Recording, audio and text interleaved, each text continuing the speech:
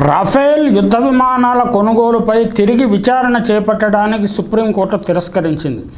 36 యుద్ధ విమానాల కొనుగోలు చేయడానికి భారత ప్రభుత్వం 59,000 కోట్ల రూపాయల ఒప్పందం కుదుర్చుకున్న విషయం తెలిసిందే.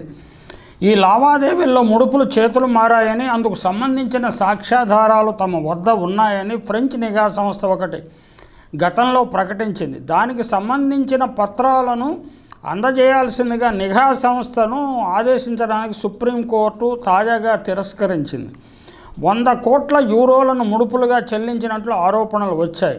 సుప్రీంకోర్టు జోక్యం చేసుకోవడానికి తిరస్కరించిన తర్వాత పిటిషనర్ ఎంఎల్ శర్మ తన పిటిషన్ ఉపసంహరించుకున్నారు. పిటిషనర్ సిబిఐ వద్దకు వెళ్ళటానికి కోర్టు అనుమతి అవసరం లేదని కూడా సుప్రీంకోర్టు బెంచ్ అభిప్రాయపడింది.